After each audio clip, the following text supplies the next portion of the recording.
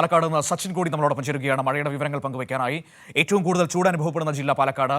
ആ പാലക്കാട്ട് മഴ എങ്ങനെയാണ് ബാധിച്ചിരിക്കുന്നത് എന്ന് നോക്കാം. സച്ചിൻ, എന്താണ് പാലക്കാട്ടെ സാഹചര്യം? മഴ പെയ്യുന്നുണ്ടോ? ജില്ലയുടെ മലയോര മേഖലകളിലൊക്കെ എന്താണ് സ്ഥിതി?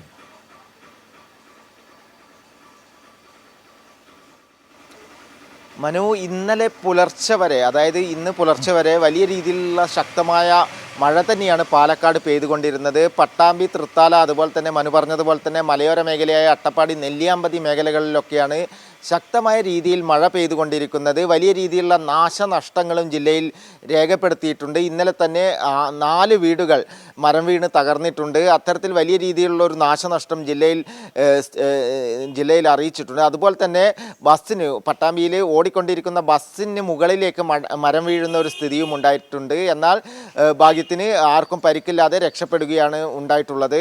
അത്തരത്തിൽ വലിയ രീതിയിൽ ഒരു ശക്തമായ മഴ തന്നെയാണ് പാലക്കാട് ജില്ലയിലും നിലവിലുള്ളത്.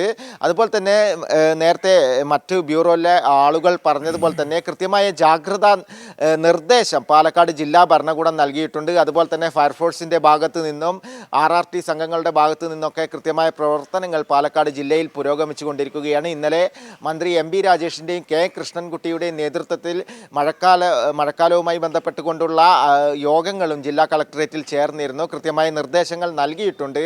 മാത്രമല്ല പാലക്കാട് ജില്ലാ കളക്ടർ പുഴകളിലും അതുപോലെ തന്നെ വെള്ളച്ചാട്ടങ്ങൾ തുടങ്ങിയ മേഖലകളിലേക്കുള്ള യാത്ര നിരോധിച്ചിട്ടുണ്ട്.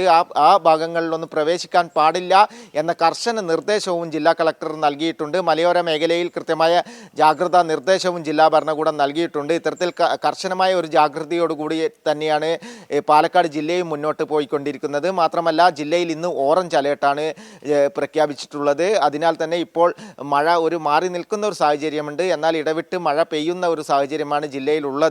അത്തരത്തിൽ കൃത്യമായ ഒരു നിർദ്ദേശത്തോടു കൂടിയാണ് ജില്ല മുന്നോട്ട് പോയിക്കൊണ്ടിരിക്കുന്നത്. മനു നേരത്തെ പറഞ്ഞതുപോലെ തന്നെ 40 ഡിഗ്രിക്കടുത്ത് കൊടും ചൂട് അനുഭവപ്പെട്ട പാലക്കാട് ജില്ലയിൽ വലിയ രീതിയിലുള്ള ഒരു ആശ്വാസമാണ് മഴ പെയ്തതിലൂടെ ഉണ്ടായിട്ടുള്ളത്. എന്നാൽ ഇത്തരത്തിലുള്ള നാശനഷ്ടങ്ങൾ ഉണ്ടാവുന്നത് ആശങ്കപ്പെടുത്തുന്നുണ്ട് മനു.